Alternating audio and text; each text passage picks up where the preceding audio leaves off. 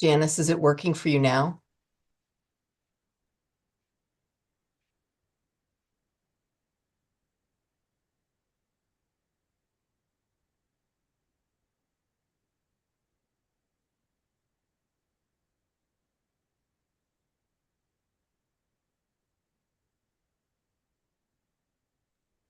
Janice, you're on mute if you're trying to talk to us.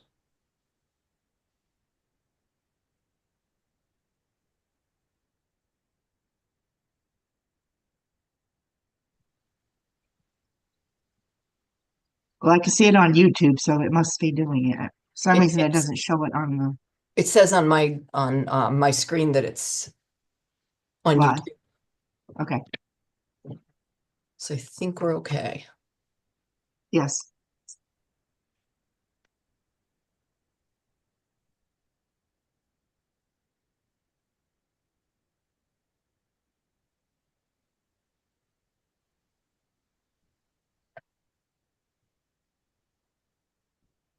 Oh,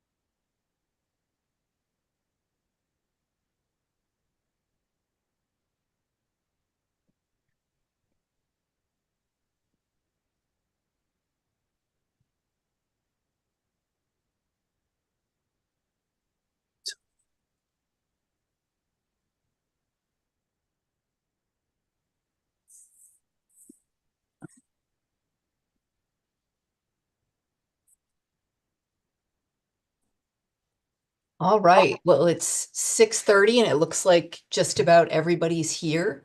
So I'm gonna start us off for tonight. This is our organizational meeting for the Budget Committee.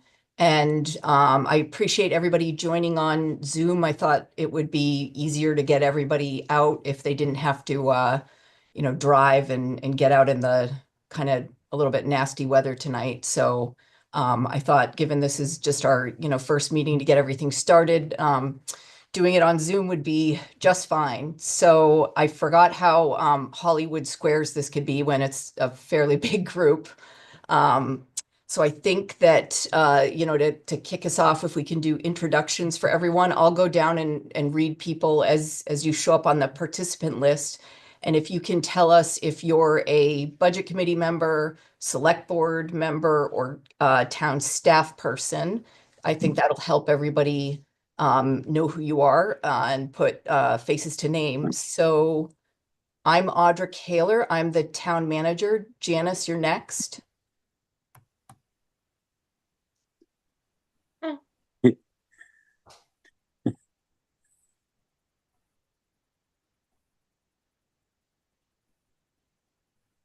Janice, do you want to unmute yourself and tell everybody who you are? I don't know if she can hear me. Holly, do you want to Sure, introduce Holly yourself? Anderson, Communications Coordinator. Chris Nolan, do you want to, Crystal Select Board. Karen Grove, Hi, Budget Committee member from Camden. Randy, Randy Gagne, Police Chief. Steve, I'm Steve Pixley. I'm the harbor master. I manage the harbor and all the boating hooligans that are in it. Jeff Nathan, Hi, good evening, Parks and Rec Director. Jeremy. Yeah, Jeremy Martin, Planning and Development Director. Oh my gosh, everybody's changing now. Susan, Susan Dorr, Select Board. I don't know why I can't get my camera to go, but I'm here watching you. Allison, Elizabeth Keller, Select Board. Jody, Hi, Jody Hanson, Finance Director. Mark, Mark Ratner, Budget Committee, and I have a second job as County Commissioner. Barb,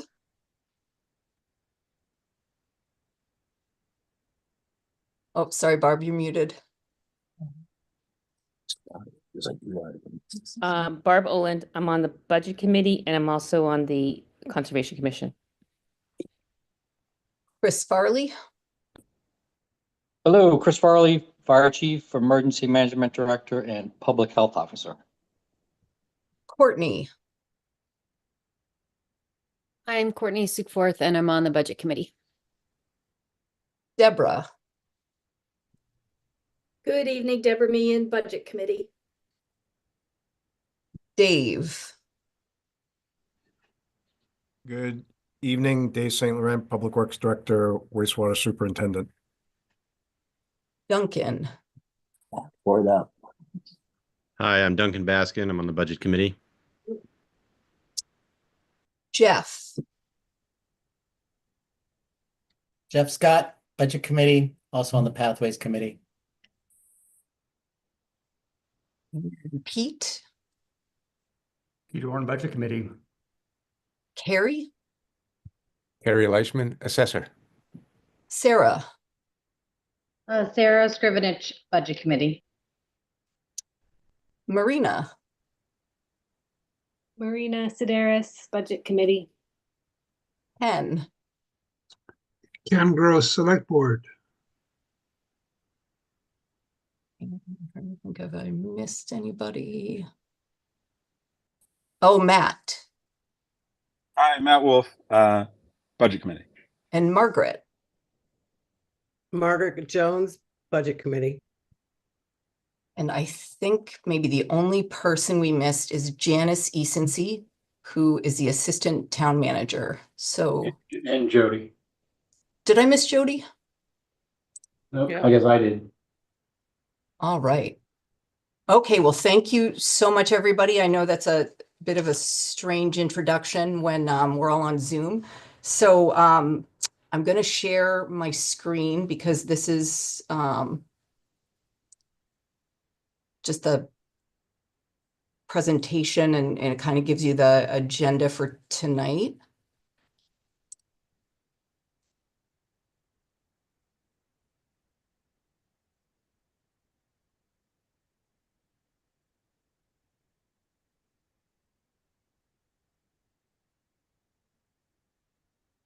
All right, so now that we've done introductions, the first order of business for all of you is electing a chair for this year's budget committee. Last year's chair is Sarah Scrivenich, who is a current budget committee member. So does anybody volunteer to be chair for this year? I nominate Sarah again. She did a great job. I'll second that. Oh, boy. Okay. I'm happy to do it again unless but there's new members that I can't see everybody, but I don't have, and no co-chair it, but. All right, do we want to vote by hands for the budget committee members? So there's a nomination for Sarah and a second. All right, all those in favor. All right, Sarah. Looks like you're the chair again. Okay, I will try to make you guys proud. So I was pretty sure this was going to happen again. No. All right, so I'm just gonna screen share again. So Sarah, after this meeting, after we sort of go through, introductions and kind of an overview of the budget process, and I kind of, give kind of the basics. Sarah then will mostly take over in the running of the meetings, and I assist her with that. So I'm going to screen share again. All right, so we're going to go through, and this is something that I think that, as a group and, with Sarah's guidance, you might want to return to next meeting, but some of the rules of order of the budget committee. So, there have been different iterations of this. It's not, radically different from year to year, but slight differences in things like you know, what does the budget committee want to do in regards to things like, voting and returning to items that somebody might want to revote on, participation of select board members, just different ways that you might want to run your committee, and it's really up to all of you how you do that. So that's something that, you might want to talk about a little and revisit next week. It doesn't have to be something that you settle now. But I can certainly talk to you a little bit more about that. So I'll go through tonight rules and responsibilities of budget committee members. And I'll also just go through the basics of how we put the budget together and how we read it. And also an overview of any significant changes and any other business that any committee members or anybody else has to bring up. All right, so we already did introduction of everybody. So just a slight bit of process change from last year to this year. So anybody who was a member last year, we started quite early. So we started in October and we had a monthly meeting, running up to the March budget review meetings. And it just made for quite a long process. And I felt like with the feedback I got, there was little gain from having all those meetings in the fall. So we're sort of returning this year to, how we traditionally do it, which is a condensed review process where every Thursday for the month of March, the budget committee meets to review the budget, the different departments, and then, vote on each of the sections and then the overview at the end. All right, so a little bit about the the rules of order that have been used over the past few years. And like I said, this is something that all of you can return to and make some adjustments to it. So at the beginning of the meeting, the chair will announce the number of budget committee members that are in attendance. So this year we have 11 members with an alternate. And a quorum is at least 7. And so, the good thing about that is if people need to miss meetings, there's typically, a quorum of people that can allow the process to move forward. So to take an action, like, to vote on a particular budget category, there needs to be a motion, a second, and a vote. And you need to have the majority of people present for that to pass, and it needs to be at least a quorum that votes on it. Not the full quorum of 7, but you need to have at least a quorum present in order to be able to vote and pass a motion. So to reconsider an item, you need to make a motion to reconsider, and if the motion is seconded, it must pass to be discussed again. So in order to keep, and this is not something that we've had any problem with in the recent past, but I guess, things have dragged on at certain points in prior budget committees where, there was an item reconsidered and they would vote on it over and over again. And so to keep the process sort of moving forward, an item can't be reconsidered again unless somebody on the winning side makes a motion to reconsider and is passed by 2/3 of the people who are voting on it. So for the presentation on departmental budgets, that'll be presented by either myself or some of the department heads. After that, there's an open question period. So any of the budget committee members can, field questions on the budget. One thing that you might want to think about, because the process goes, the budget that you're looking at and reviewing and making motions on is the budget that I'm presenting to you. And then, the decision of all of you will show up as the budget committee's recommended budget. And then it goes to the select board for their review. Because of sort of the iterative process of all of this and the fact that the select board, has to review it in the end, you might all want to consider, sort of the role of select board members in this. And if you want them as part of the discussion all the way through, or do you want it to be, budget committee until the very end of the process? And, what are your thoughts on, the participation level of select board members and asking questions? So for the approval of departmental budgets, once you've asked all your questions and a committee member is ready to make a motion, the chair will call for the motion to be made. And once it's approved, the committee will move on to the next departmental budget for that evening. Does anybody have any questions on any of that rules of order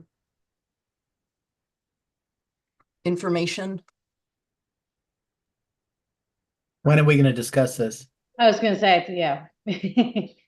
Yeah, and since Sarah, you're officially the chair now, do you have any comments on any of this or any changes you'd recommend or like to make, or any other committee members? I think this is as good a time as any. Yeah, I mean, and again, it's hard when the presentation's up, but yeah, I mean, a couple of things. I think that it would be really beneficial to get feedback from members from last year. I have some of my own thoughts of just some feedback and how things went and what I think could be better. So I was going to ask if there's like a budget committee email distribution list, or something that could be made so that we can email as a group without having to remember every single member. And so that would be one request if that's possible to do. And yeah, I definitely have thoughts.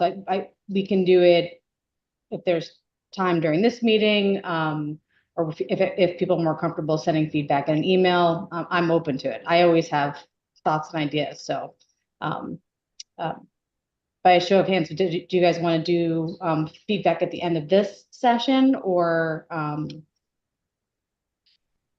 email? Is there a preference?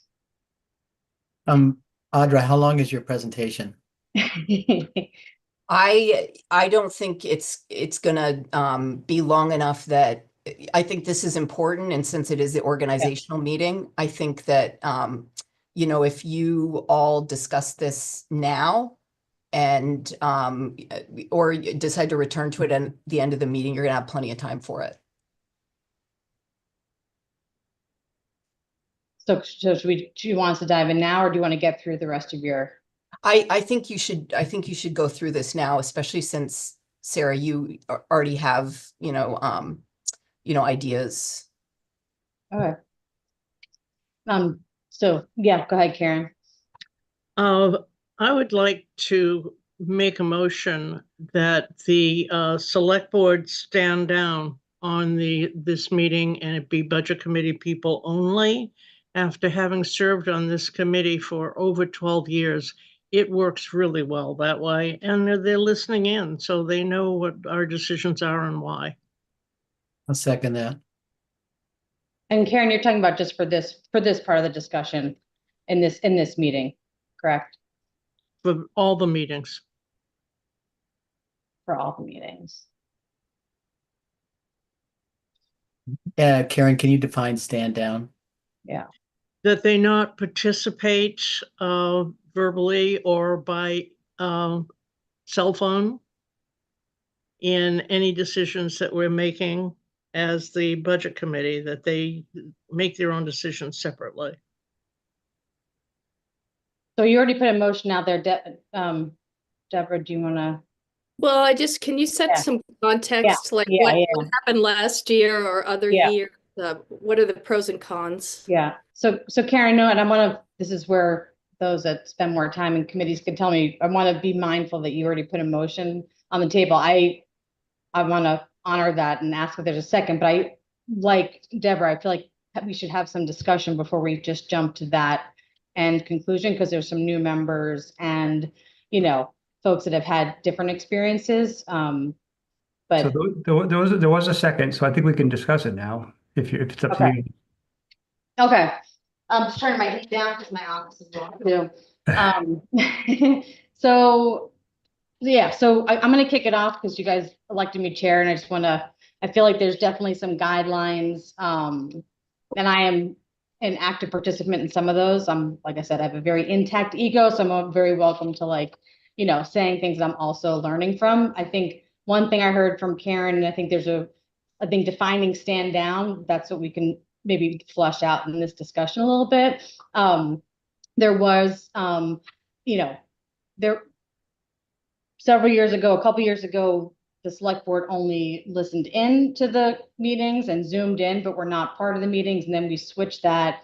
Was it just last year where the select board essentially joined our meetings in the hopes, and I think in a lot of really productive ways, to help be part of the conversation. So we weren't kind of working through the budget committee and then turning around and hearing perspectives and opinions and conversations that would have been helpful in our decision making and discussion. So they kind of, select board went from behind the scenes to participating in that respect. I think there is a line that we should define, and that's why, Karen, I'm glad you said that. I think first and foremost, communicating via text and cell phone with select board meeting members during the meetings should not be allowed. And like I said, I have participated in that myself, so I'm going to acknowledge that.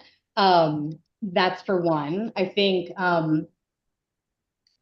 another piece too, what I found was, you know, my understanding in coming to the budget committee meetings is that conversations that the conversations between the department heads and the select board and the administration have been thoughtful and been ongoing, so that when the budget comes to the budget committee, there's a lot that's been already flushed out in terms of what are the goals of the select board and what are driving those goals in the budgets themselves. And last year, it felt like a lot of our budget committee meeting time was spent flushing those conversations out, and kind of it felt like a select board extension meetings in some cases versus having time for the budget committee to actually you know, be present, ask questions, and have that time. So Karen, I think that's also what I felt a little bit protective of.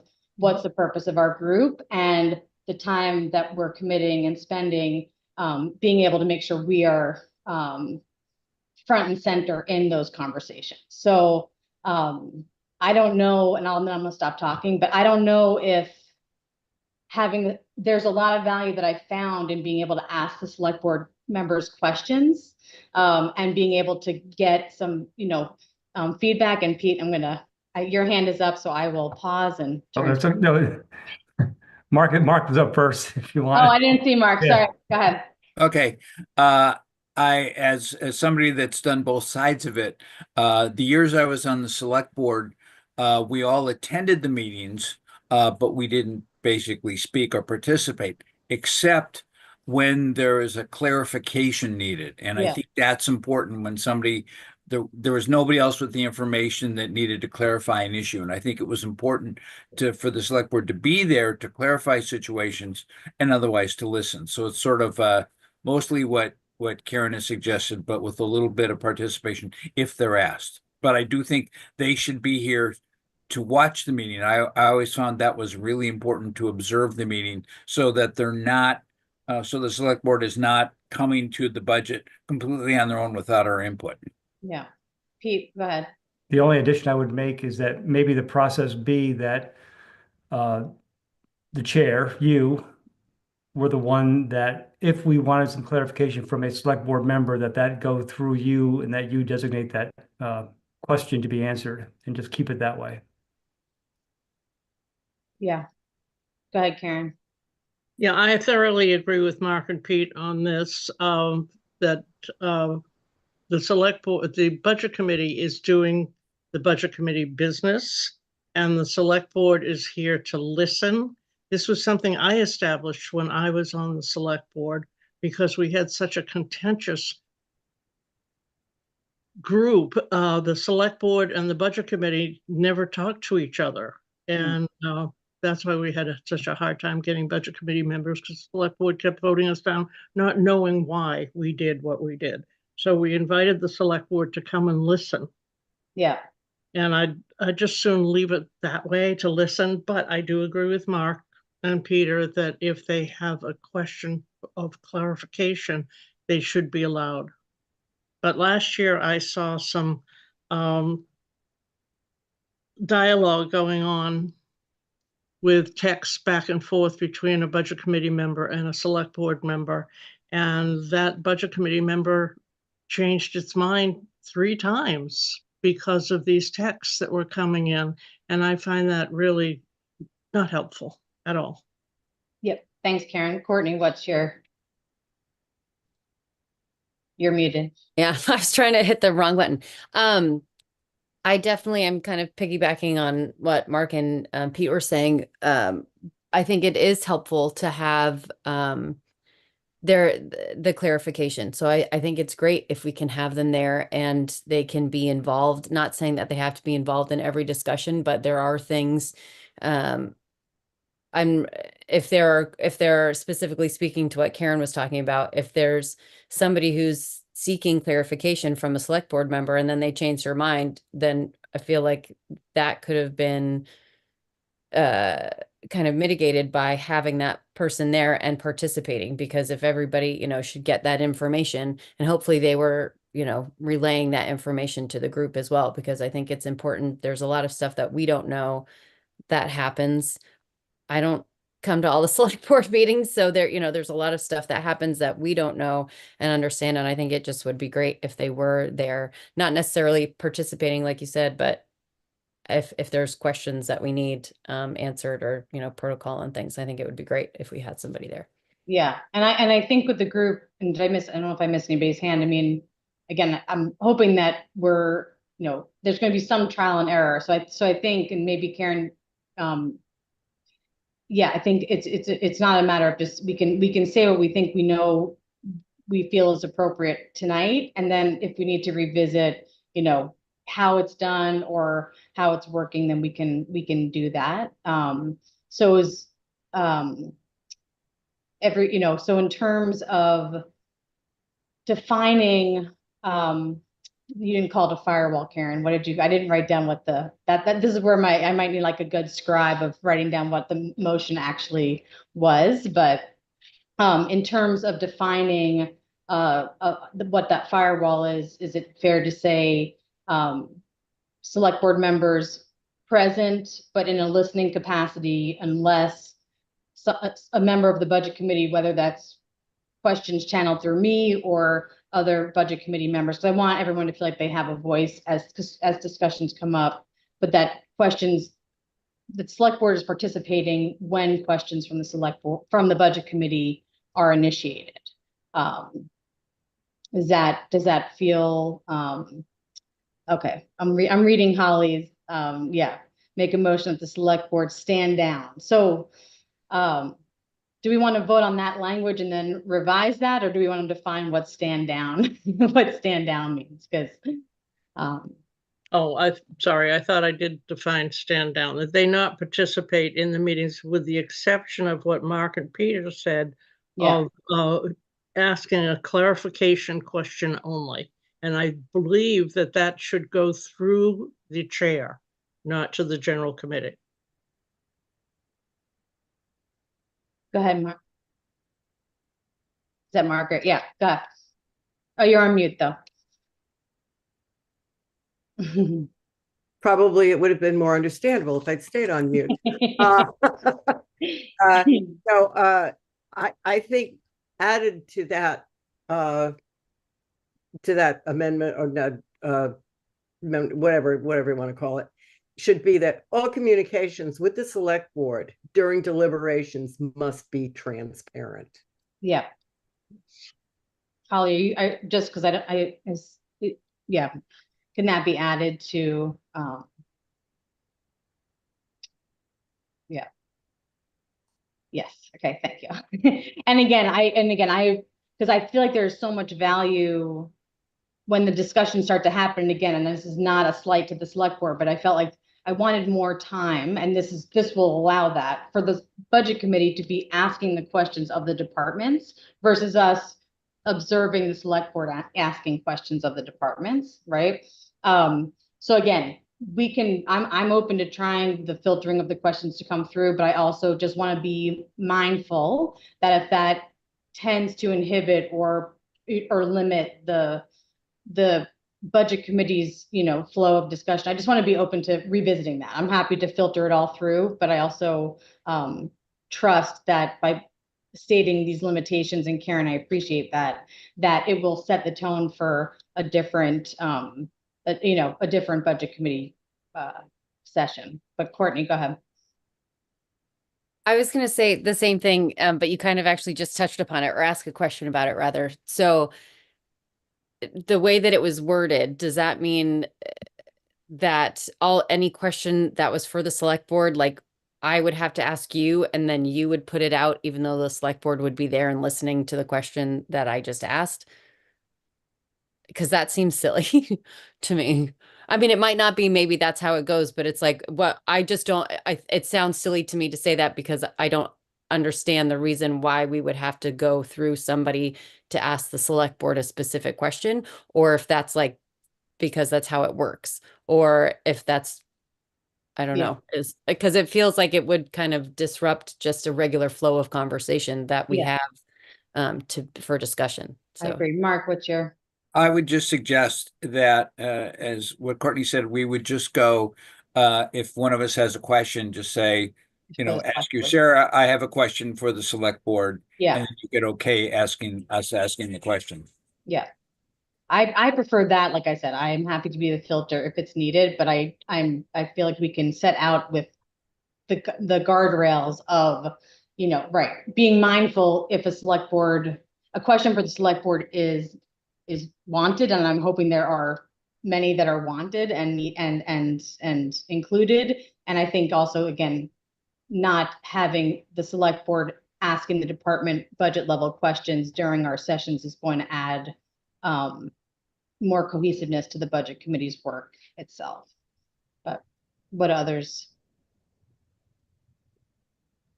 I also feel like towards the end, when we all have that meeting together with like the final meeting, if it needs to be or can be more discussion as we're going through, it could also help those meetings go a little more smoothly. If that makes sense.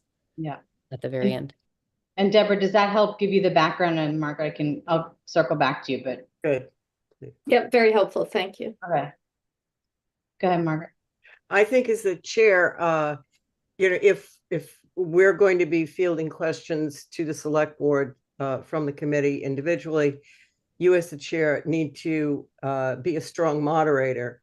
Oh yeah. So that it maintains on track and doesn't become a, you know what I'm saying? I am not afraid to tell people that their time is up. I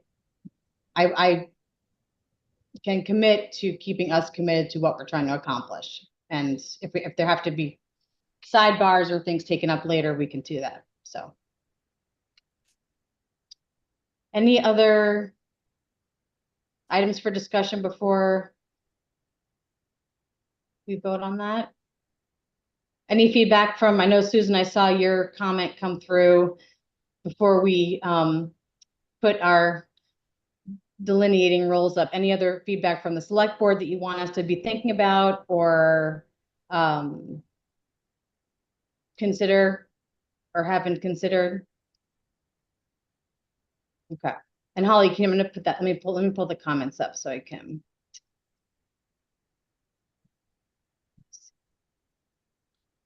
Actually, it just went by, but hold on one second. So I kind of cleaned up and condensed and added those. Okay. Yeah. So Holly, is together. it legit if I just ask, could you read what it is since I don't have the comments pulled up? Do you mind reading it out and then we can, is everybody ready to vote? Do we have any more discussion or are we? It's in the chat if you want to read along. Yeah. So the motion is that the select board stand down on this meeting and that it be budget committee members speaking only, but I think it should be all meetings as opposed to this meeting. Yes. And then for all the meetings, not just this one, stand down, meaning that they not participate verbally or by cell phone in any decisions we are making as a budget committee, and that the question should be directed to the chair who will acknowledge and approve asking the question.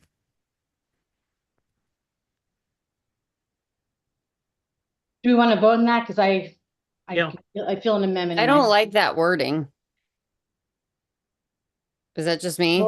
Well, we had Because the I think- discussion and we had the second and we had the vote. So why don't we take a vote on that if that's, because I don't think changing it until we vote on it would make sense. You can do that. You can vote on you can amend it, get a second, vote on the amendment, and then vote on the original. Okay. That's the process. Or you could just redo the whole thing. Courtney, do you want to make a recommendation for what? I think hold on, let me pull up the chat so I can That's see good. what it was. It was just more of, sorry, I'm reading it right now. It was towards the end when Holly said, the questions should be directed to the chair who will acknowledge and approve. I think that kind of goes against like the just natural. I mean, unless that means like we're like, I have a question, like asking permission. I have a question for the select board. May I ask that question now? Is that? That was what my intention was in writing that way. But obviously I don't think it's quite. I'm just modifying the language for just 1 second if everybody wants to. I think just for context, that's the normal way committees work, is that everything goes through the chair. Okay. So That's what I was think wondering. it's- I'm so like, that's do pretty we? normal. Yeah, that's what I was, but that was my first initial. initial question was like, is that what we do or do? Because we always tend to have like a very fluid type of discussion. So I wasn't sure if it had to be. And that's what usually happens, but. Yeah. I agree with Peter. Yeah. The only modification I would want to see in that is that in the sentence where it says stand down, meaning that they do not participate verbally unless requested, or unless called on by the budget committee. Because obviously if we have a question, then their ability to respond is pretty mission critical. So that to me is just the one tweak I'd like to see, that they're not participating verbally unless requested so by the budget committee. Go ahead, Karen. I think the way that this is worded prevents any meeting from going out of hand and becoming a free and open dialogue amongst, well, there's 11 of us and 5 of them. That gets a little complicated and it can get a little crazy. I think going through the chair for permission to speak, we put our hands up for permission to speak. So, I don't know why that shouldn't happen. Right. So they're I guess that in how I interpreted what that said is that if we're asking them to respond, they can. I'm a very literal person. They can respond verbally if a question is asked. I just want to make sure that's understood. I think the way that it's written, the way that Holly read it back is the way we should do it. I do have one last question.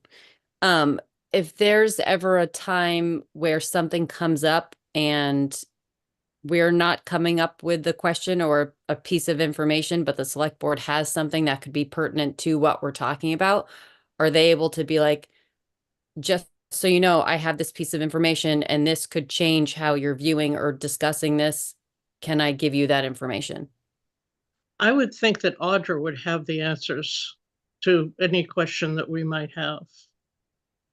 Right. I'm not saying it's us asking the question. I'm saying if select board member is there and there's something that comes up, not saying that Audra wouldn't be aware of it, but like if they're having a piece of information, like whatever discussions were happening last year, like I learned a lot of stuff that was going on that I didn't know about that also helped change like, the way that I thought about things. So it's like if they have information that could be pertinent to what we're discussing, but nobody is asking them about it, then that could be information that we're missing out on. Does that make sense? No. Go ahead, Margaret. Maybe presentations need to be done in more depth and more clarification. I don't believe that the select board should be guiding our deliberations. They should put what we need to know in the presentations. And I would also like to see that communications, but during deliberations, communications between the budget committee and select board members is fully transparent. Yep. Maybe this would help because I think I understand what Courtney was getting at, which is, I guess if, you know, there's a little more context that the select board can provide, like on, you know, sort of like a policy goal that they might have that could impact, you know, budget deliberations, or just give you more information about why certain things have been included. You know, maybe for the next meeting, if it's something that, you know, I forget to include as part of, you know, what I'm presenting or what the department heads present, maybe that's something that, you know, the select board and myself, we can put in writing and then give to Sarah, and then she can provide to the committee. So maybe that's a way of doing it, so you all don't miss out on some important context or information that might help you make more informed decisions. Does that, Courtney, was that kind of what you're getting at?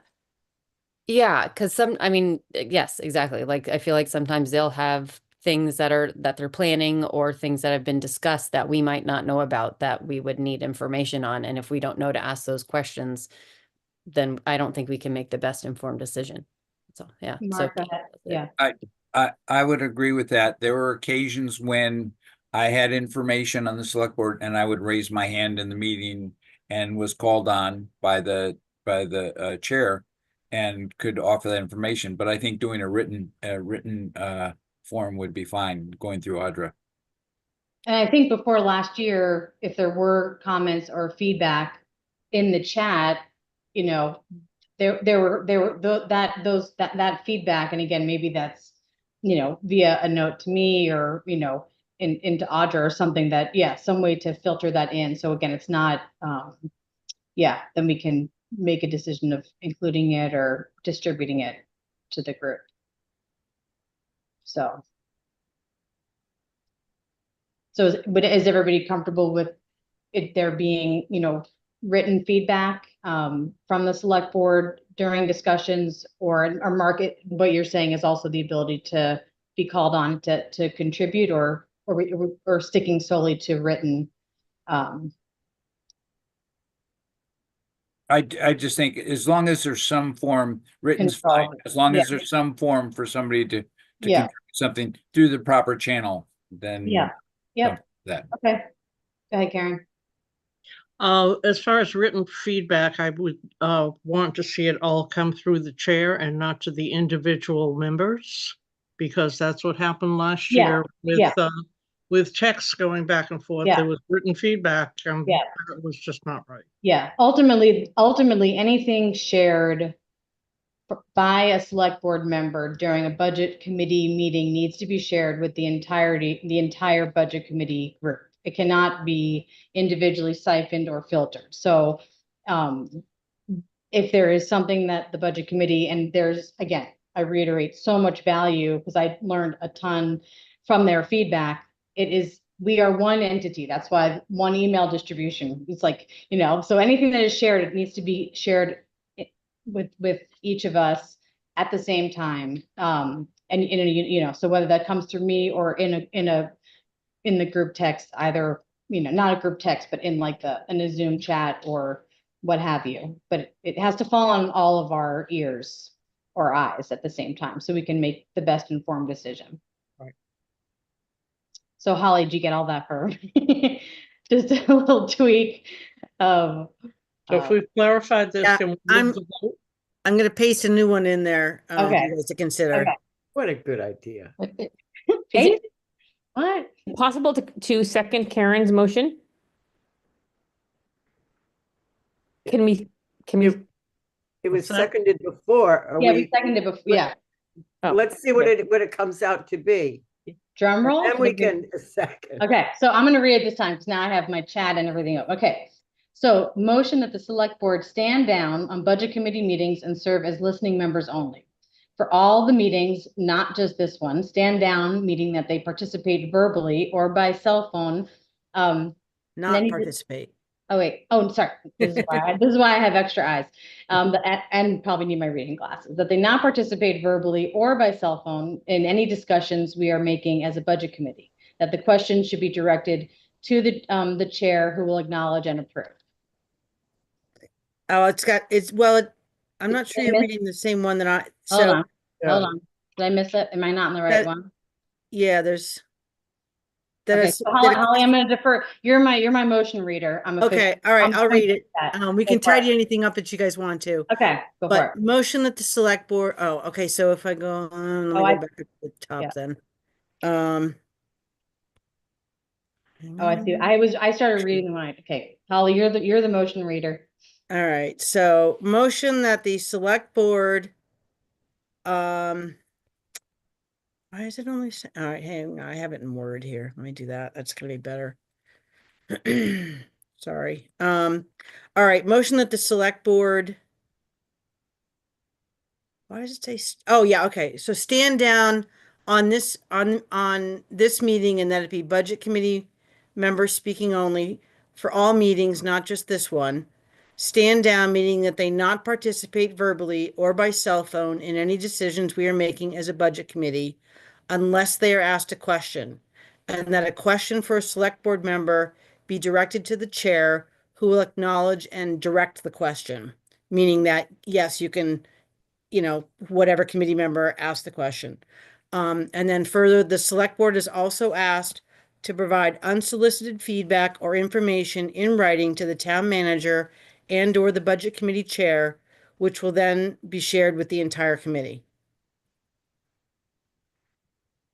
That's real close. I like it. Thoughts that, yeah, Jeff, do you have a question? No. Okay, I thought I saw.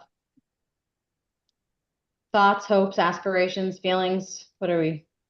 Does that last piece mean during the meeting? That's what I was going to ask too. Like if the unsolicited advice, does that mean they could message you, Sarah, and then you then give us that information during the meeting in real time? Yeah, I think Audra and I can connect after this meeting and talk about what the most efficient way is so that I can, again, help, and we'll continue to chair the sessions and filter the information through. So if everyone's comfortable with, I think between she and I, we can come up with what makes the most sense so that it's coming in, and then, and then letting us know that there's something that's been made available. And remember that when you're chatting, you can also send a direct chat to someone. It doesn't always have to go to the group.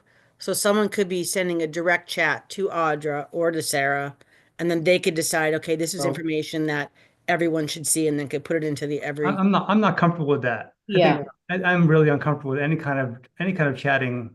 Yeah. That's not yeah. open. I hate chatting in particular for Yeah. everything. Yeah. And I think primarily our meetings will be, in person, and, the hybrid options for those who can't make it. And so I think, Sarah and I will most likely be in the room most of the time. So I think we're just trying to avoid either of side us will be conversations. looking at the Yeah, chat. exactly. We don't want 6 sidebars. And so, yeah, I think if everyone's comfortable with it, Audra and I can connect after this and basically come up with the most cohesive, all-inclusive but controlled method to get unsolicited feedback from the select board to the group, whether that goes to Audra and then is shared or comes through me. But yeah, what we want to avoid are 6 sidebar conversations going on between the groups while we're also trying to deliberate.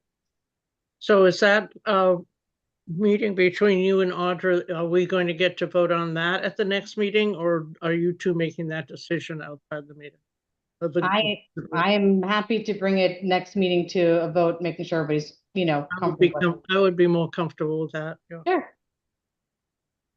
So do we want to vote on the language as it stands right now, or? Yes, this. Yep. Okay. So do I need to repeat it again, or does everybody remember what Holly said? It's very fresh in my mind. So is that going to be like a different motion, the thing then between you and Audra and the unsolicited stuff? That's going to be a different I think motion then for next time. Okay. Bringing up, this is how can we have the select board communicate unsolicited to the budget committee.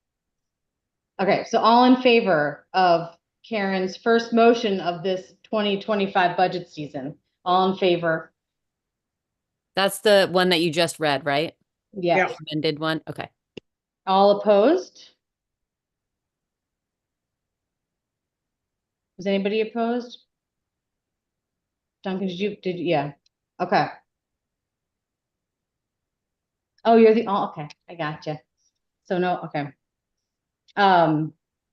Great, so motion has passed. So Karen, thank you for taking us through our first thoughtful discussion for this year. First hurdle, there we go. First hurdle, we did it, that was a big one.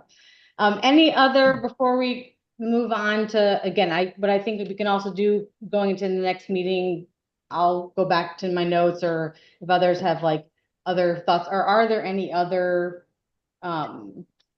pieces of business tied to how the meetings were held, or that you'd want to see different, or was this kind of I won't call it the elephant in the room, but was that anything else for today, or do we can also circle back at the start of next meeting?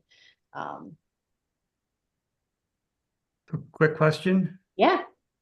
Is a quorum 7 or 6? I heard If there's 11, oh. if there's 11 committee members, wouldn't a quorum be 6? Mhm. I think it's, yeah, I think we're okay if we have 6. It's always, Oh, I even agree. numbers are awkward. And then if the alternate participates when one member is absent? Yes. Okay, great. And I know I will not be here March 13th, so we'll need someone to step. No one needs to raise their hand today, but we will need a chair alternate.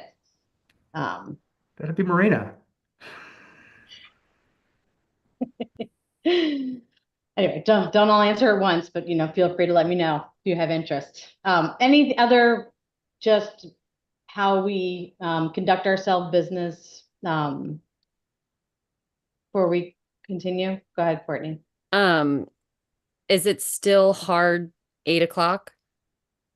I am a big fan. I'm a big fan of turning into a pumpkin at 8. That seems like I'm up at 4:35. So I think the short answer is yes. I feel pretty strongly that we're committing to a good amount of our time to go through this. I also recognize that it always feels like then we're trying to rush through a lot towards the end.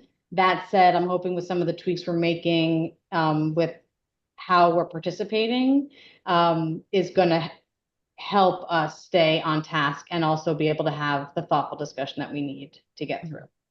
But me, I'm after 8 o'clock, I get a little ornery. I'm just kidding. But, and so typically they're going to be 6:30 to 8. Is that, I know today was supposed to be the full 2 hours.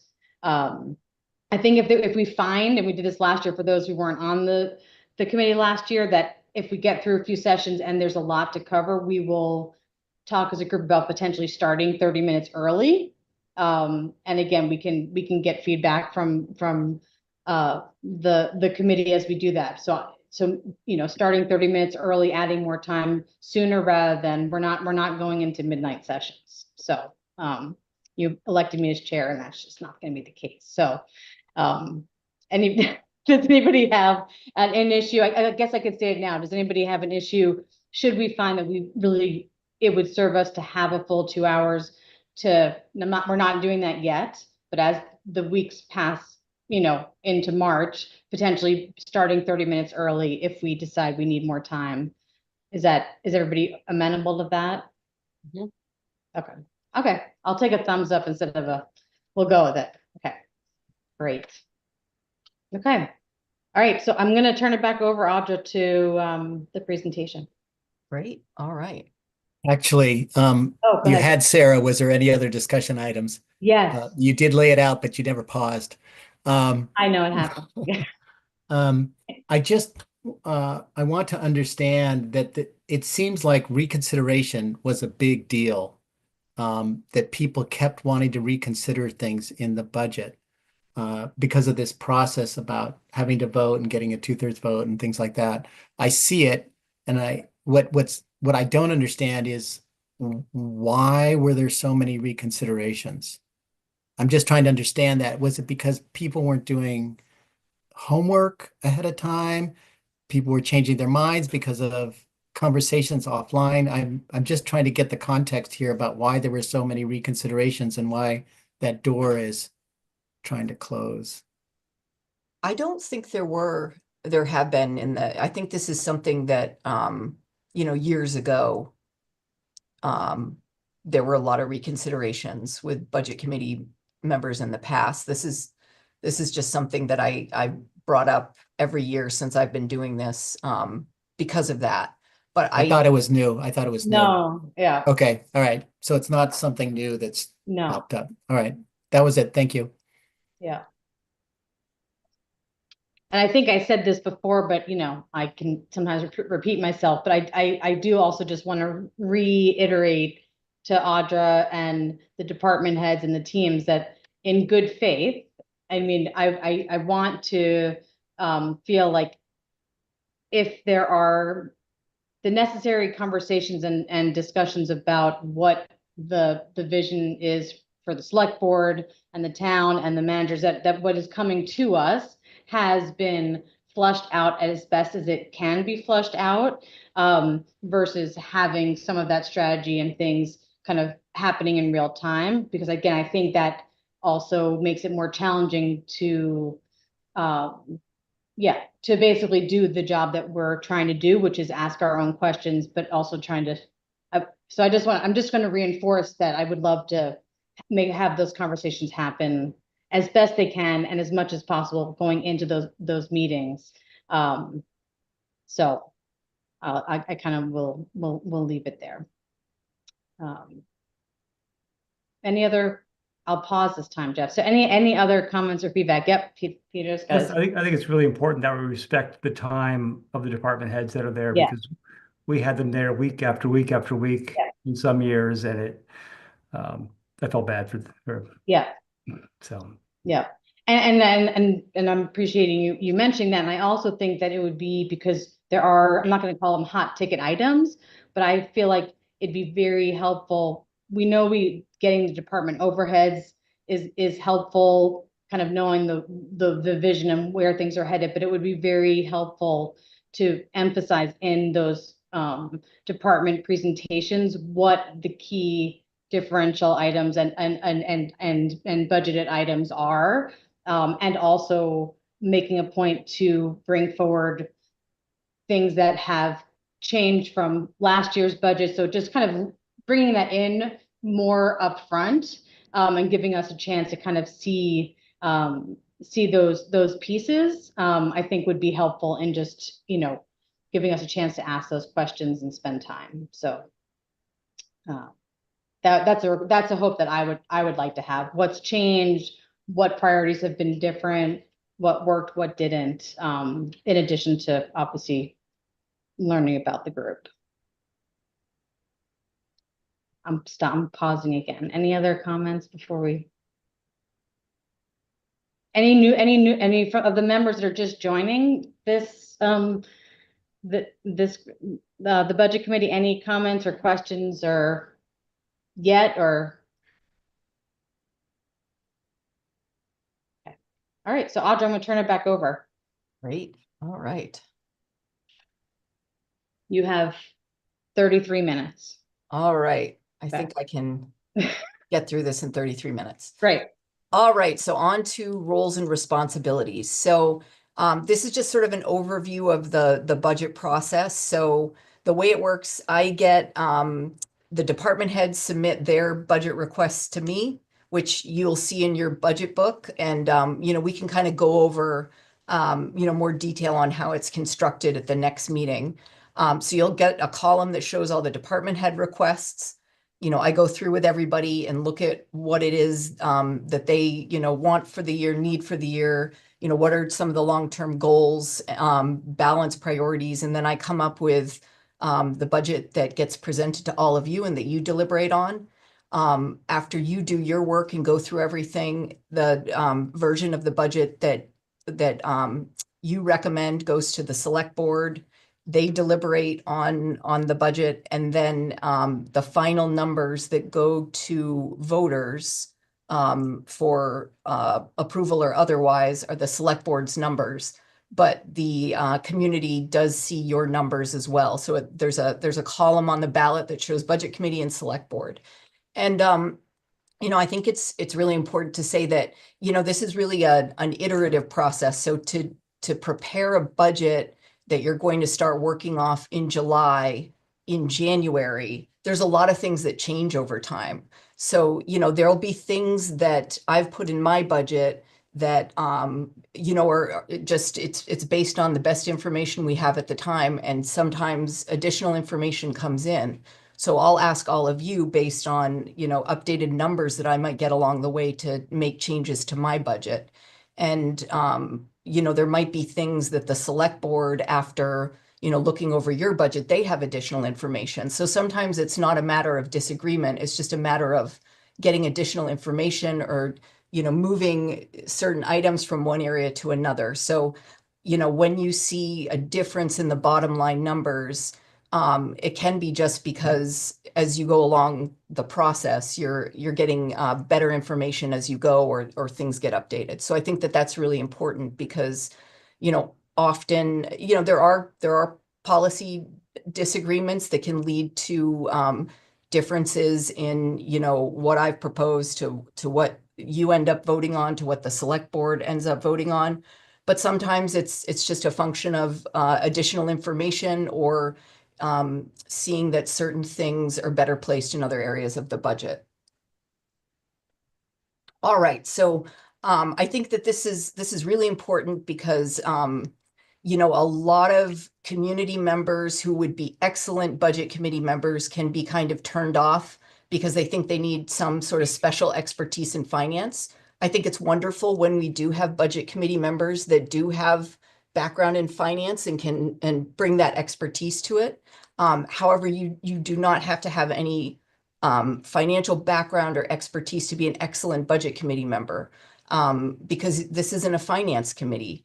So, really it's what you're doing. It's more about looking at what are the totality of services, programs, projects that the town delivers in the general fund budget, and deciding, do these meet the goals of the town? Or as a resident, is this a valuable service to me and other community members? So, all of you live here, all of you know what services you value, other services that you'd like to see, or other services that you don't feel like provide a lot of value to you. So that's the crux of being, a really good budget committee member, is being able to look at all of that very thoughtfully. So, it's reviewing and approving the recommended annual budget, setting the financial goals. So that can be some of the high level stuff, like, having an idea of, the impact that this is going to have, sort of on the bottom line, and what's acceptable versus, what isn't. And also just making sure that, what we're allocating funding towards sort of aligns with more strategic objectives, like, different departments and what we want to see them doing. And how we sort of just prioritize the distribution of financial resources across the town as an organization. And that's very different than what, a finance committee would do, which is sort of the more oversight of financial operations and management, things like compliance with, policies and regulations, and all the sort of things that our finance director does. So she does an excellent job with that. So luckily you all get to focus more on, services and what you'd like to see, or, things that you don't think are necessary. All right. So, again, this is where I'd like to thank you all for agreeing to participate in this process, because really the approval and, preparation and approval of a budget is really the fundamental policy that a community, works off from the rest of the year. So, when you set forward your budget, you're determining, what services will be provided, and the extent to which that they're going to be provided. So this is something that impacts every single person who lives here, also, people who work and visit here. So what you're doing is really important in kind of setting forth, what are our priorities and what are we going to be providing in terms of services as a community in the year and often years ahead. So it's really important work that you're all doing. And without getting, input from citizens, it would be impossible for us to gauge what's most important to our community. So, there's a lot of different purposes it has. So, a budget is our accounting document. So it helps us, keep track of, how we're performing against, projected revenues and expenditures and, trying to stick to the plan that, everybody's sort of set forth and voted on.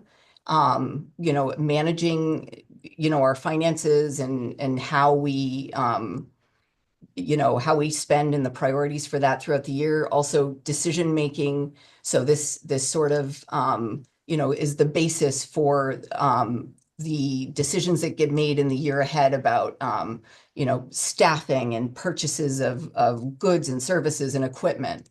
And also it's a really important communication document because everything that we do is public. All the information generated out of this project this process and the final budget is all public. So it's a good way for anybody who wants to see how their tax dollars are being spent to, be able to reference back to the budget document.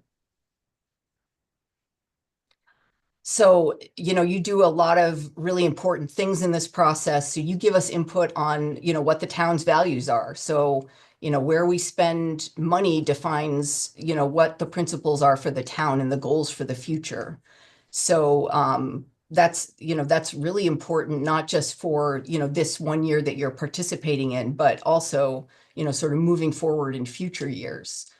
You also help the town address the needs and wants of the community and figure out what, that balance between what's needed and wanted with the ability of property owners to pay for these services. So the impact on property taxes. You're also implementing policy. So if we don't have funding for programs, projects, and other policy decisions that have been made, they're not going to happen. So this is really the fundamental policy document that drives all of that. And like we said before, because it's a communication document and the whole process is about, trying to explain what the town does, how it does it, what the priorities are, what the plans are for the future, your participation on this committee. And then, when you go out in the community and talk with your friends, family members, and neighbors about it, this is one of the most important ways that, we reach members of the community who eventually vote on the budget, but might not be that interested in paying attention to, sort of the everyday, sausage making of local government, because, believe it or not, that is not, everybody's greatest interest. So it's, a really valuable service that you're doing the town all around. All right, so some of the, the key considerations. I think it's really helpful, when budget committee members are able to sort of think of this in terms of not the, the financial year that you're looking at and going to vote on, but building on sort of, work that's come before. So, that'll be something that's explained by the department head. So is there a program or a project or a goal or a policy that, there are multiple steps and process to put that in place that this is building on. So, and also creating a platform for future years. That'll become very evident, for example, when we start to talk about the fire and EMS budget. Because getting to the point where we're at in discussions of the FY26 budget is really building off prior years to get to the place where we are now. So, looking at it in terms of, over time, services that are being delivered and projects and programs that are, going to be put in place, I think is really important. Also, the town is primarily a service delivery organization. So, any significant spending cuts or increases are ultimately cuts to services or increases to the services that are delivered. And a lot of that, I think, just under 50% has to do with personnel costs, and the rest is all, equipment and, all the supporting, needs that go into being able to deliver these services. So I think as you go through the budget, also being able to ask yourself, and this is again why it's really, the work of budget committee members is really important. Looking at, is this service important not just for me, but the broader community, and is it worth the cost? Another thing that, sometimes we don't, this kind of gets jammed in at the end, but it is really, really important, is some of the non-tax-based revenues. So things like fees for service that can be really, really important in offsetting the impact on property taxes. So, this can be things like, this year we're going to have a significant new revenue stream from licensing from short-term rentals. So that's going to have an impact on, offsetting some of the property tax burden. We've talked about paid parking quite a bit. So the Harbor has fees. The whole code and planning and development department has fees for services. So, it does really help when, some of these things that, aren't utilized by the broader community are paid for in a fee for service type situation. However, sometimes the downside to this is that people don't like paying for services that they perceive to be free, which is services that would otherwise be embedded in their property taxes. All right, so this kind of is an example of our line item budget and how it's set up. So this is very common in local governments. So it sort of organizes information based on departments. So it's really good at sort of like oversight and control. However, it's not always great in giving you a good idea of the different programs and services, because sometimes they span across departments. And, sometimes there are certain initiatives. I think, one we've gotten a lot of questions about in the recent years are things like climate change resiliency. So you're probably not going to find any specific lines for a lot of the work that we're doing in those sorts of areas.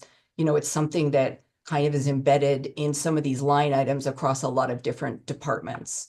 But, this is a really good way of sort of organizing all of this, based on department and giving a good idea of, the way that we structure the work we do, what it costs in terms of personnel and all the equipment and other, sort of elements that a department needs to run. All right, so the town of Camden actually has 5 different budgets. So what you'll all be looking at is the general fund budget. So that's all the municipal services that are funded by property taxes. You'll also look at some of the non-tax-based revenue that offsets that impact. But the general fund is most of the services that you're familiar with: emergency services, public works, all the administration. But we also have several special revenue funds. So wastewater, the budget for that, it sits outside the general fund. So that is funded by the user rates for the people that are on the wastewater system and pay rates for their wastewater to be disposed through that system. The Snowball is also a special revenue fund. So, theoretically, the money that it takes in through its operations should pay for its expenses. Now, there's always sort of crossover in any of these things. So it's much more complicated than just saying that they're own separate budgets and they don't have anything to do with each other, because they do intermingle to some extent. The Opera House, in recent years, we've made that into a special revenue fund. However, there's an assessment from the town that helps underwrite the operating expenses to keep the Opera House going. And paid parking is another recent special revenue fund. So other important considerations. So the town has received quite a few grants, and grants are also treated as special revenue funds. So they're not included in the general fund budget. So, you know, we have some really significant grants for several projects, but it would get just incredibly complicated if they were brought into this process. So, you know, they're set up as their own separate projects with their separate budgets, and the money that comes in and out of them is tracked separately. Camden Public Library's budget is 50% privately funded, and that budget sits outside of the general fund. And so you'll get a presentation from the library director, and she'll go through the, you know, the background to her total budget, but the number that appears before you in the general fund budget is that 50% that the town funds, and she'll explain to you the private fundraising and all of that. The school district and Knox County budgets, so combined, they make up about 70% of your property tax bills. And those are all separate from the general fund budget, and they're handled through their respective budget processes with the school district or the county commissioners. Another one that I don't have on this list that's also really important is Midcoast Solid Waste. So they also have a separate board of directors and budget process that shows up as an assessment as well. All right, so this is sort of my list of frequently used terms or acronyms. There's probably many more than this. So any past budget committee members, if you have ones to add, I'm always looking for new jargon that we use all the time that we sort of take for granted that everybody knows about, but you know, only if you're in this sort of weird, wonderful world of local government would you ever say these words. So we'll talk about TIFs a lot. So TIFs are tax increment financing districts. So this is, I can go into a lot of detail on this, and I think for some past budget committees, I've kind of done a whole presentation to explain our TIF districts. So we have two of them, the downtown TIF district and also the highway TIF district. So the way they work is the state allows us to define a geographic area where we're confident that, or we're confident that there's going to be growth in property value. And that can either be through, you know, redevelopment of certain areas, or if we see an area that we see has economic development potential, we can decide to create a TIF district. So once you identify that sort of geographic area and you put the TIF district over there, you identify projects that you'd like to set aside any sort of growth in property tax revenue for that district to fund. So it sort of freezes the value in place from the year that you created the TIF district, and then the growth in property taxes from the original year to now, that value is set aside and it can only be spent on those specific projects. So the highway TIF district hasn't traditionally generated a lot of revenue. However, the downtown TIF district has become extremely lucrative in recent years. And that was originally developed in 2010. So you can imagine the growth in value since 2010 means that the TIF district is generating over $1 million annually. So some of the projects that I'll talk about when we get to the capital planning portion of the budget, I'll propose to fund through TIF proceeds. And when we're able to fund these projects through TIF proceeds, it doesn't have an impact on the mill rate. So I think that's really important that, you know, we don't need to raise that money through additional property taxes. So, you know, the overall, you know, it won't have that impact on property taxes, the bottom line, you know, when we fund these, the projects through the TIF proceeds. So retirement debt. You're going to make these slides available, or can you make these slides available to the budget committee just so we can have them, or maybe they're already printed in the binders that we would have had if there was no snow. Yeah, I'll kind of, Yeah, I'll go through that at the end because we'll set it up Okay. kind of like we did in past years where we'll have Okay. like a page on our website. Got it. Okay. Sorry. So we talk about retiring debt a lot. So that is when the town completely pays off the principal on a bond or note.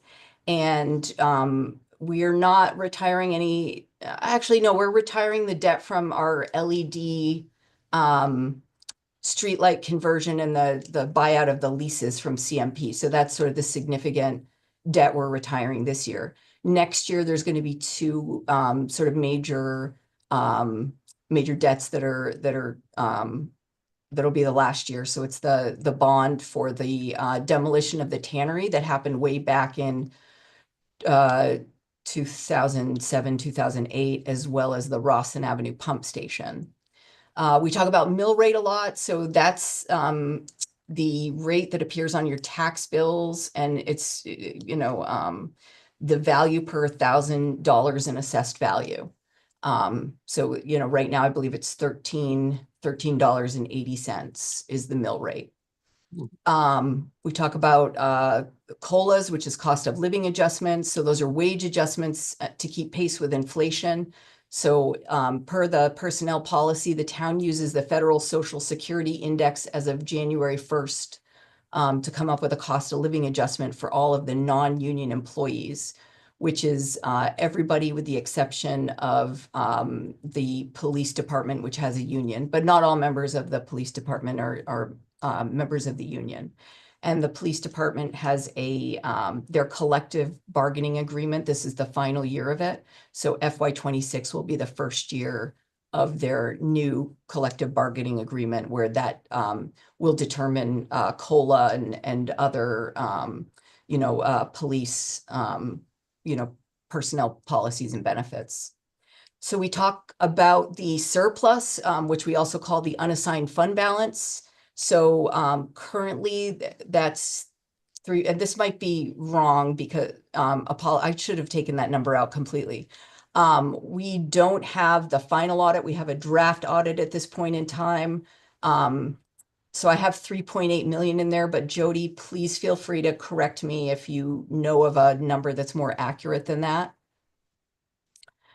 So with the unassigned fund balance, the best practice is to have enough funding available to sustain all of our operations for approximately 2 months. So that's kind of like, surplus, rainy day fund, to a number of terms. So to meet this benchmark, Camden should maintain approximately 2 million. So we typically have, a very, very healthy unassigned fund balance, sort of bordering on maybe a little too high for what we need. So that's something to keep into consideration when we talk about use of surplus. All right, so just to get sort of an idea on our budget and what the impact is on property taxes. So we talked about the mill rate, which is calculated by dividing the total municipal appropriation. So expenses minus revenues. So the non-property tax-based revenues like fees for services. And once you take that and you add it to the school and the county appropriation, it gets divided by the town's total valuation. So for the current financial year that we're in, so FY 24-25, for the mill rate calculation, so it was a total of about 25 million needed to be raised, and that made up the school and county budgets and the municipal appropriations. So that was the total amount of property tax revenue that needed to be raised to cover municipal, school, and county expenses. So you take that and divide it by our total valuation. So Camden's total valuation is about $2.4 billion. And that came up with a mill rate of $10.50. So sorry, I was working off old numbers before the reval. So it's not 13.8, it was 10.50. So just because I know this is this next slide is important, but this is just from a looking at at what was on the original 2-hour agenda. That's only an hour and a half. based on the start time, if this is, I just want to look, I'm looking at all the themes and notable changes and all the things that if we're not gonna, I just want to be mindful of what you think we're going to be able to cover. And it makes me nervous that we haven't gotten to like any of the actual specifics, but I know. Okay, I'll get through this. And I think, you know, if we don't get through any specifics tonight, that's more than okay. I kind of just wanted to figure, I just wanted to, just wanted to be mindful of that because I can't imagine, I don't want to rush through going through the specifics of the notable changes, themes, and goals, but just recognizing. Yeah, Okay. I can gloss over those quickly. So again, to look at impact on taxes, if you look at sort of the distribution of your tax bill and what this budget and this budget process that you're all involved in represents. So 100% of your tax bill is made up of 62% for the schools, 7% for the county, and about 31% is the municipality. So you know, you're looking at about 30% of the total pie with the general fund budget. So to give you an idea of you know, what this means as you're sort of going through and deliberating. So if you want to reduce the tax rate or the mill rate by a cent, you'd have to cut expenses by about $24,000, or we'd have to increase the non-tax-based revenues by $24,000. If you want to reduce it by 10 cents, it would be about 242,000, or raising that much in revenue. So to reduce the mill rate by $1, it means you have to cut expenses by about $2.4 million or raise revenues by that much, which is really difficult to do because you know, that's like the entire police department and the entire fire department, to give you a little bit of context. So on the other side of it, which is, you know, the assessment side of it, so reducing the tax rate by 1 cent, the assessed value needs to grow by about 2.3 million. Reducing by 10 cents means we need to grow our value by 23 million, and reducing it by $1 means we need to grow by, I think it should mean 234 million, or yeah, 234 million.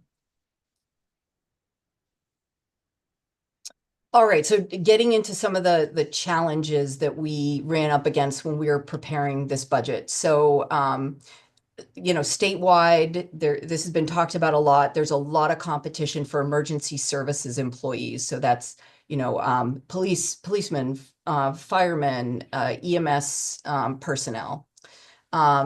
The really expensive housing market in Camden makes it very difficult to recruit employees because, you know, a lot of people have to travel from, you know, well outside of, you know, Camden to work here.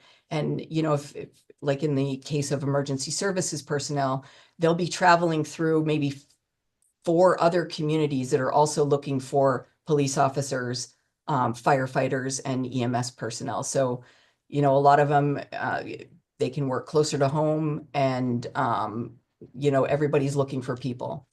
So in this year, the costs for fire and emergency medical services are going to significantly increase. And, you know, we'll get to the specifics of why that is, you know, when we have the budget presentation from the fire chief and our private EMS partner.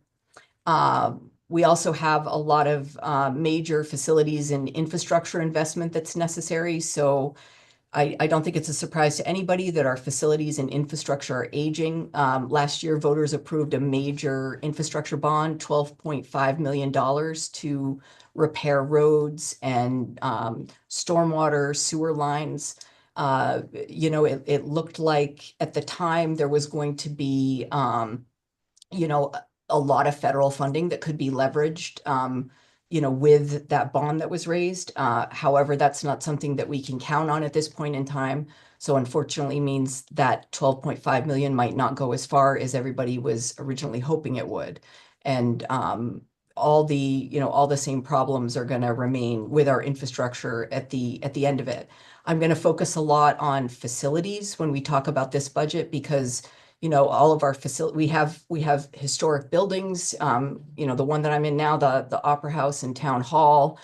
which is actually in pretty good shape, but the library, and there are a lot of other buildings throughout town that are in need of, some major maintenance or major capital upgrades.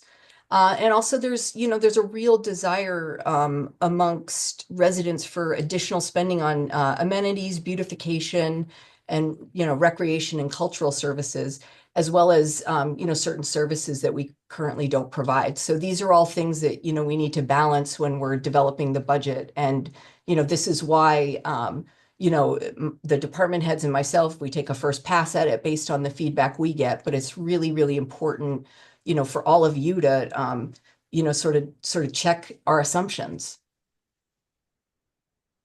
All right, so just to go over this very quickly, employee benefits and decision-making authority. So a lot of, our expenses, like I said before, over half of it has to do with wages and benefits.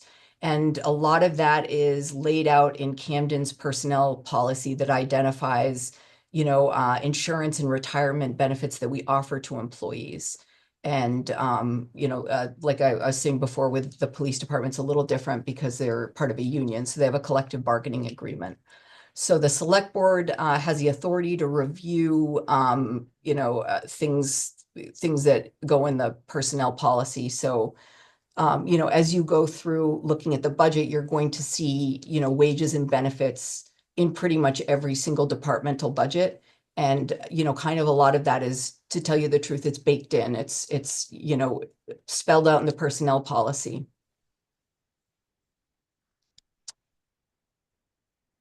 All right, so this just kind of goes into that a little bit more about some specifics around that. So, when it comes to wages, we have a step and grade plan where everybody's position is identified on that.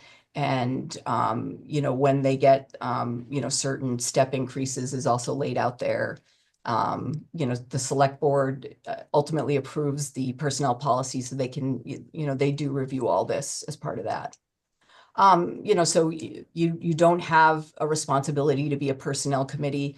And frankly, personnel committees are not something municipalities really have anymore, because there's so many federal and state laws around, the management of personnel that, it's not really something that just helps us comply with a lot of those rules, because it's really not very subjective anymore. All right, and because I know we're running out of time, we already ran out of time. This will all be available to you, and I'll explain. I think maybe I'll use the remainder of my time to sort of explain how you can get this information and keep coming back to it. So in addition to the budget binder that you'll get, which is here, I'm going to stop sharing and I'm going to hold it up so you can all see it. So if you come into the office, you'll get the physical binder that Janice puts together. And so it has, everything, organized so you can look through it. But in addition to that, we also will create a page on the website under the news items, and it'll be, FY26 budget deliberations. So, in that I'll have, all this information will be downloadable. So it'll be the budget, it'll be supporting information, including all the PowerPoint presentations. So, all this information that's in these slides will be on there. We'll have all of the YouTube videos linked for all the meetings in that area. And I'll send a link around to everybody as soon as we've created that. So that's a really good sort of repository for all information for, the whole entire budget process. So I feel like, because we're out of time and because I'll go over, a lot of the specifics of, what's in the budget during the next meeting. I don't want to keep anybody longer than the agreed upon 8 o'clock. Well, yeah, I mean, I guess my thinking, and again, is I'll put it out to the group. My understanding was that this first meeting typically was 2 hours, because we were going over a lot of the administrative pieces and kind of ironing out some of our, so I feel like there is value in that 30 minutes to kind of, be able to be thoughtful and finish that. So I'm saying all that to ask the group, I know because moving forward, they are supposed to only be an hour and a half. Do we feel like we want to allow a 2-hour meeting next session so that we can cover what wasn't covered today and giving it the extra 30 minutes that I thought it was going to have, and then not cut into any of the actual presentations, fire, EMS, planning codes, and so on. And just want everyone's, I know I said on time, no extra time, but I did anticipate this was supposed to be 2 hours to give us all this background, which is valuable. So, Courtney. I feel like last year it was we found out pretty quickly that we needed extra time. Not saying that this budget could be anything different, but I feel like it'd be better to start regardless at 6 o'clock rather than 6:30, because then it gives us, and then if we wrap up early, then we wrap up early and we're done early, like, woohoo, you know, but it's like, I feel like, I don't know if that works for, you know, Audra's schedule or anybody else that's going to be attending, but I feel like pretty quickly last year we were like, nah, we need that extra time. So I just feel like we should go ahead and go forward and be like 6 to 8. And that's, you know. I agree.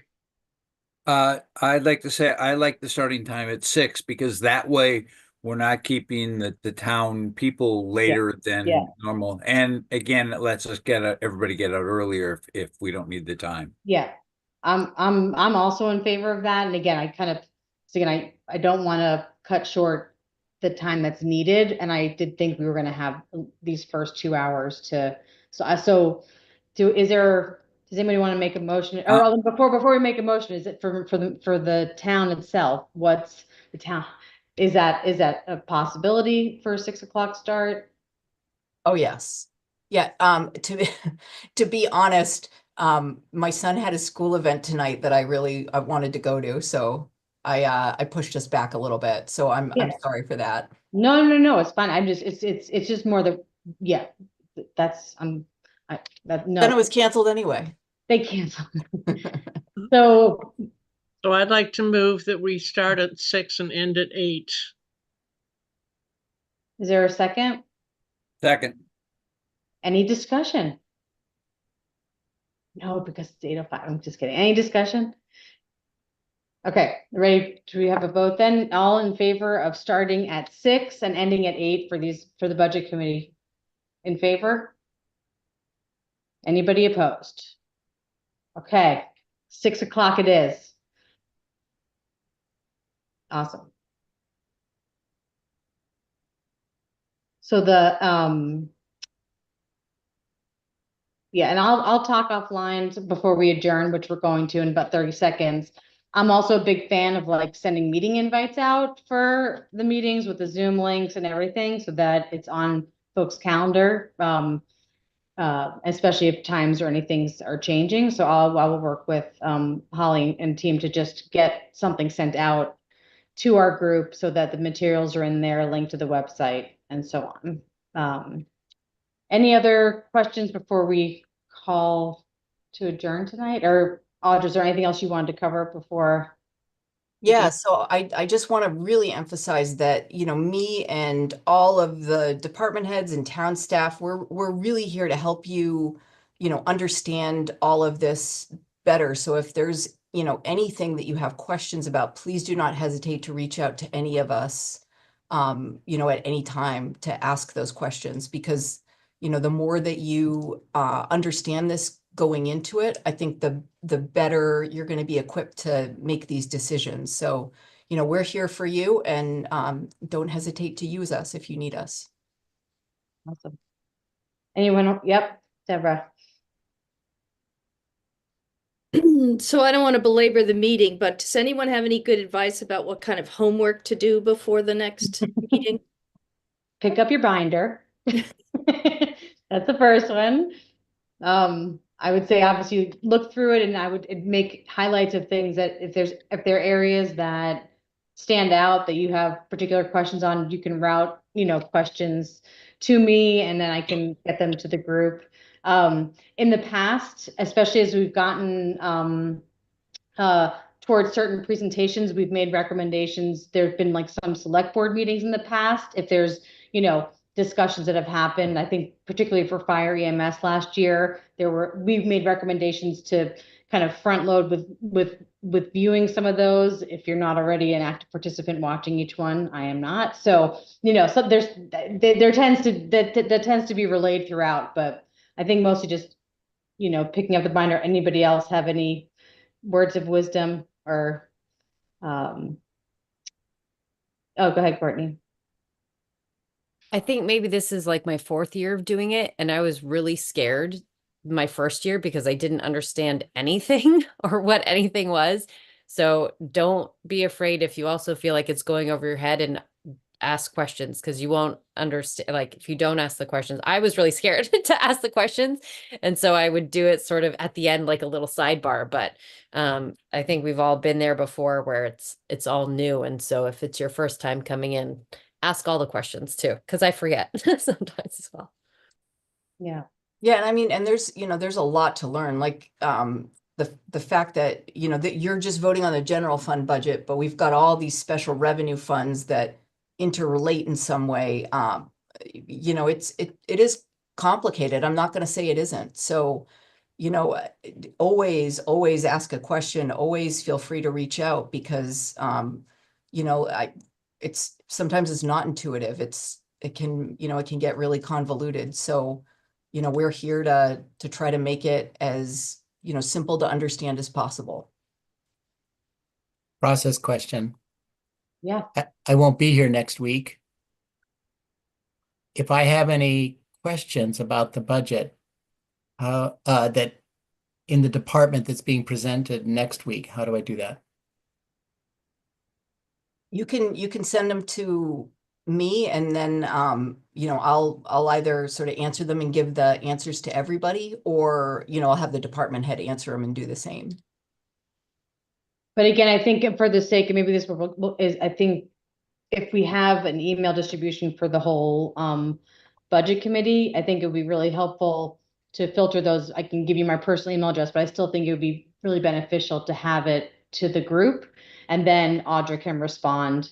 Again, kind of just saving us from 6 silos of questions coming up, because you're going to have a question that's going to be way more interesting than something that I might think of, and I'd love to know going into it the things that you're thinking about and so on. So yeah, I think group sharing. And so again, we'll follow up after, so you're not having to pick 11 names on a drop down in alphabetical order, preferably. Any other questions for tonight? Okay, we're 11 minutes over. It's okay. It's not bad. We did pretty good. Margaret had one. You had a question? Oh, Karen, did you have something? No. I'd just like to make a motion that we adjourn, because I can see you starting to turn into a pumpkin. The orange is going right up. Exactly. I need to turn the fluorescent lights off and go back to my house, to my wood stove across my driveway. So I will happily, is there a second for that motion? Second. Okay, all in favor? Awesome. All right, thanks everybody.